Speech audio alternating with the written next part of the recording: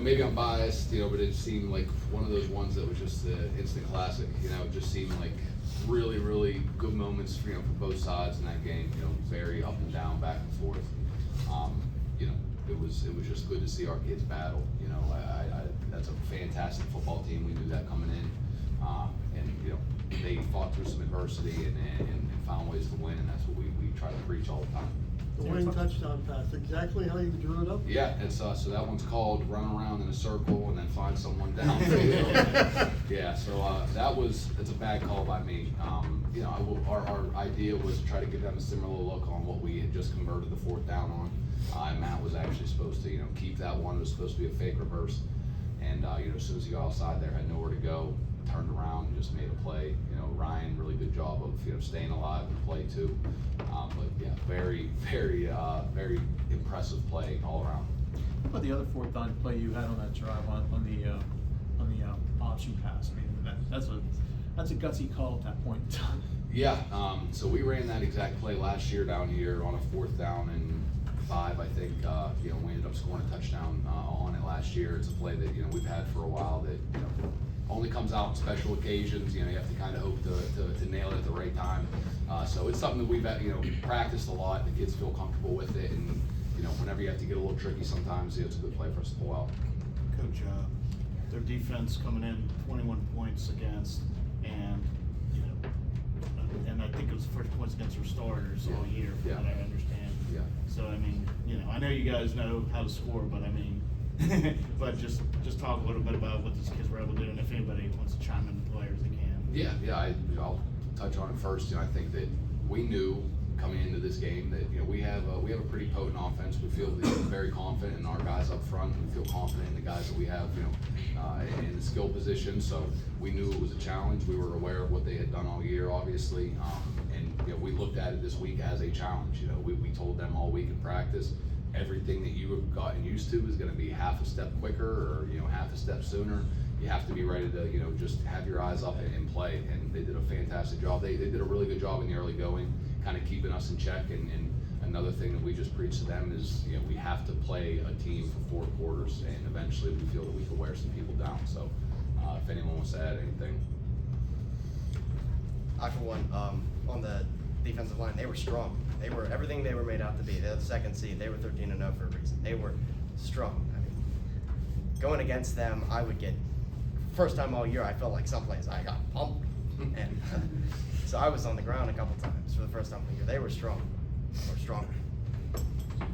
Sorry, who was speaking? I'm sorry. This is Joey Close. Sorry, you guys want me to go through here real quick? All right, so we got Brody Carra, right guard, Joey Close, right tackle, Dalton Anderson, left tackle, Nate Hiron, left guard, Ryan Huey in the back right, that is number 6, running back, middle linebacker, Matt Sieg, obviously, number 3, Shane Cornally, receiver and outside linebacker, and Tyler Wolf, number 11, middle linebacker and H-back. And no offense to your line, and just always remember Matt and those guys. Yeah, absolutely. But speaking with them, Matt and Ryan both. And Ron, I would never bring this up if you didn't win the game.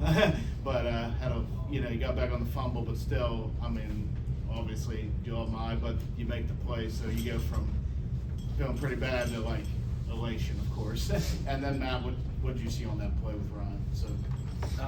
So I mean, I was supposed to keep it there, like Coach said, and then obviously didn't see much of anything. There's a corner there, and then a D end that stayed home. So kind of just backpedaled, looked to my right, and credit to Ryan for just being open. Yeah, on that fumble, I was in my head. I was trying to get out of it. My teammates were telling me all game that I need to just focus up and stay in me. I'm the athlete, stay in the athlete I am, and yeah, I just stayed downfield and it ended up working out. So. Ryan, keep the mic there. When that ball's coming your way, did that feel like an eternity? Just wait for it to get you? Definitely. It felt like it was in slow motion, falling down. All I could think about was, am I going to catch this? Am I going to drop? Am I going to get hit in the back? Like, what's going to happen? I end up catching it, getting the end zone. It was a great feeling. What's that moment like when you're celebrating the touchdown? I know you got to kick the extra point still to go ahead. But. Initially, I looked over and I only saw one teammate in the end zone with me, and I was like, wait, is it a flag or something? And then, so after that, everyone started celebrating. We were all worn down, but it was a great feeling. Ryan, did you catch the winning pass or catch the Yes, pass last yes, sir. year too? No. That was Ethan Folletta, senior running back. And then Shane passes Ryan. So Ryan, you have two fourth downs, so Yeah. conversions. So Yeah. and Tell you what, Shane has a heck of a tough job there too, because his receiver doesn't get to throw too often. That's the only play we have where he has to it's very as hard as it is to catch a ball when you're wide open, to come around the corner there and see someone wide open and be able to put the ball where it has to be. It's a credit to Shane too. Shane, talk about that play real quick. I mean, it's just, coming around and making that throw in that situation. What was going through your mind coming around? I mean, just the first thought is I just gotta find Ryan, find out where he is, if he's open or not. And just like last year, it's kind of a similar thing. Just see him alone. Am I right? And I threw it out there. Got pretty excited when he caught it. So.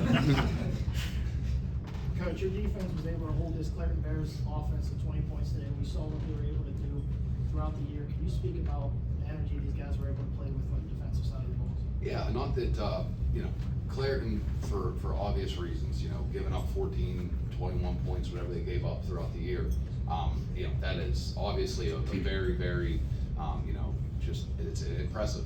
But I've also felt that our defense has done a fantastic job this year, and I was excited for our defense to have a chance to be on the field with them and show that we play some swarm tackle involved too. And our kids, especially in the early going, man. I mean, it seemed like we had 11 hats on the ball every single play, and it was something that we preached, and they did a fantastic job coming out and playing our style. We wanted to show from an early going, this is a little bit different than anyone else that they had seen so far.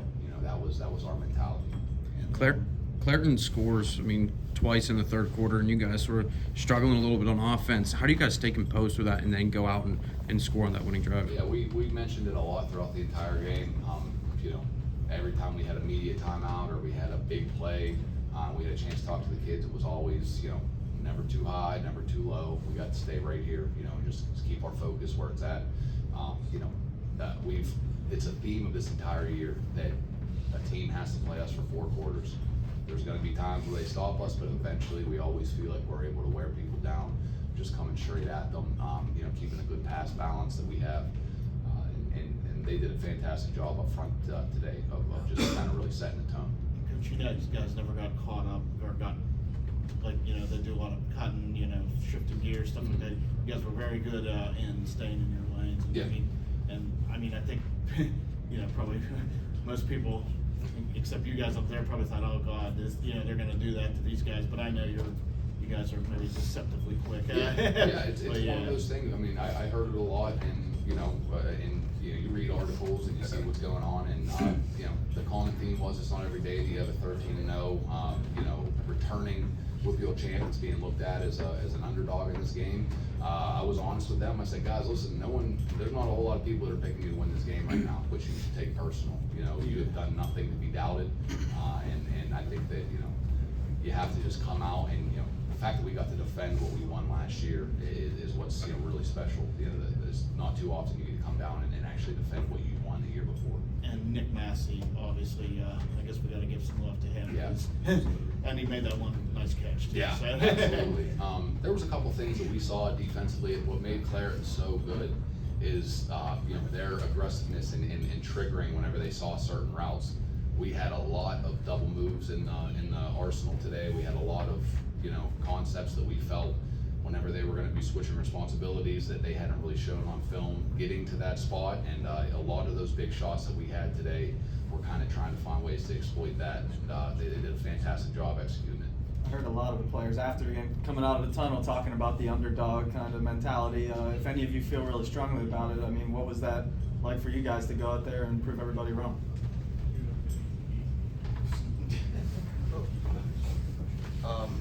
Last year we had one of the best offensive lines in the 1A, and we lost all of it. All the seniors graduated, the other junior quit. We were, at the start of the season, down in the dumps, honestly. Nobody was picking us to be here. Nobody was picking us. They thought our brand new offensive line, learning all the plays, knowing everything, getting stronger, nobody thought we could do it, and we did it. That's huge for the underdog mentality for me, because nobody picked us. We picked us. that's it. Us and our team. McDonald, Fort Cherry picked us. Nobody else. And that was a great feeling winning this game. So across the board here, just so we're on the same page, okay, senior. You know, you hear it sometimes throughout the year that we have this veteran-led group up front. This was their first year starting on the offensive line. You know, they're all seniors, but like he said, we graduated 5 last year or 4 last year and lost 1. So all of these guys are playing offensive line starting for the first time. So it's a huge testament to them.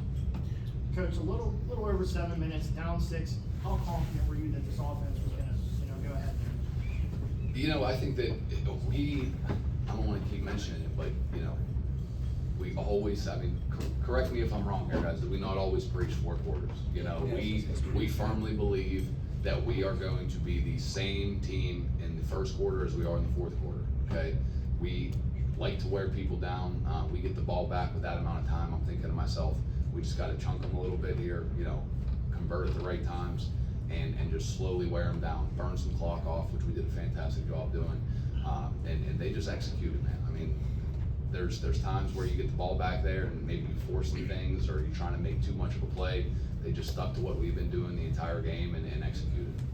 Good, not to keep going back to Nick, but I mean, how, in a lot of single A, you don't have a decent kicker. So to have that, and I'm not trying to rip on him, I'm just saying, but to have that is obviously a big situation. Yeah, we start every practice, every single practice after we get done stretching, we immediately go to extra point and we kick 10 extra points. We count it out, 1 for 1, 2 for 2, 3 for 3, 4 for 4, you know, all the way up to 10. It's Matt's job to constantly hound Nick and just kind of try to get in his head so that he, you know, gets, you know, he's not mentally weak, if you will. And I'll be honest, most days Matt kind of wins that exchange, but you know, Nick has built up a whole lot of great, you know, just confidence in practicing the little things over and over and over again. And you know, for him to make those extra points, that was huge. Matt, I mean, you've had a great career to this point already, still just a junior, but I mean, really probably maybe the defining moment of your career so far at this point, leading the game-winning drive down by 6, throwing a touchdown pass on 4th down. I mean, where does this Matt Sieg magic come from? Just a lot of, my teammates help, my coaches, it's all, just the hard work we put in the off season, all throughout the season. It's just, it's a testament to everybody, my parents growing up always wanted me to be better, just the little things in life. Matt, you haven't had a lot of games like this where you're plugging 1, 2, 3 yards a pop. How do you not get frustrated at not getting the big plays or the chunk plays that you're used to in a game like this? A win for us is just 4 yards at a time. Three gains of 4 yards is the first down. So as long as we just keep those going, we're going to set ourselves up for success. Matt, you and then any of the other players who want to chime in. Last year, first title ever for Fort Cherry, doing it down here, beating an undefeated team. But this time around, obviously, it just something seemed different. How does this compare the second time around, going back to back and beating a team like that? Both of them obviously were amazing feelings. This one, I feel like all year it was different because we had to, defend what we had won last time. So I feel like, we had a target on our back all year, whereas last year we kind of snuck up on some people. So, we were no secret, I feel like. So just to be able to get this done, with the target on our back is definitely special.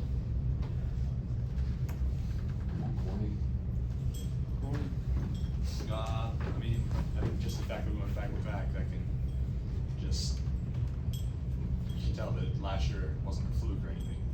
We're a good, strong team, this whole group. I don't know why you're laughing. Come on, Ty. All right, fair. Tanner, how's it compare for you this time around? I think this year there was no mistake whatsoever. We knew, it just seemed like it was a collision course, the entire year that it was going to be Clairton at some point that we were going to have to get past. We were very adamant that we felt that we played in a very strong conference this year between Canevin, Cornell, Monessen. We just had some really good football teams, and we had that 27-20 game in the quarterfinals with Cornell, and people kind of start panicking like, oh no, Fort Cherry might not be ready or whatever it is. We knew going into that game how good Cornell was, because we had played them already. You come out now, you have to play a Jeanette team that had won 2 very, very big games to get to that point. A young, hungry team. These kids came out and executed once again and did a great job. And then, Clairton to be able to do what they did to Canevin, which is the team that, we felt was very, very good. It all to this championship game, and we were excited to get down here and test it. And like they said, being able to defend what you won the year before is special. I'm Tanner, not how do you sure play you this guys knowing, I don't know if you knew or not, that Jeff Thompson really couldn't throw the ball and kind of took away their passing game. Yeah, we had an idea, but it was one of those things that, you know, we have to tell them, you know, even when they don't have Jeff Thompson in, they might be throwing the ball because anytime they had attempted a pass, it had been, you know, a running back or a wildcat. And, you know, you never know for sure if they're just, you know, holding out on the pass till the right moment, they're gonna catch you sleeping. So you still have to, you know, read your keys. I mean, as an offensive guy, I was losing my mind on the sideline sometimes when we're getting hit for 4 or 5 yards with, you know, DBs pulled wide out because I'm like, they haven't thrown the ball yet, but you never know. So it was a great job by our defense just to rally and tackle and, you know, just do all the right things. How do you play this forward now into the state playoffs? Say it again, sorry. How do you play this one forward now and get ready for states? You know, we have learned from last year that, you know, that you can't kind of sink back down and get too high after this one. This is one that obviously growing up in this area, the kids always look forward to and try to, you know, get to this point. But, you know, you win this one, you got to keep playing football. You know, you go from being in Acrisure Stadium to another high school field, and sometimes it's hard to get back up for that. So we'll be preaching that all week to these kids. You know, we have a veteran group here now that you know, had been in the state playoffs last year, know what to expect, and you know, they know what the standard is.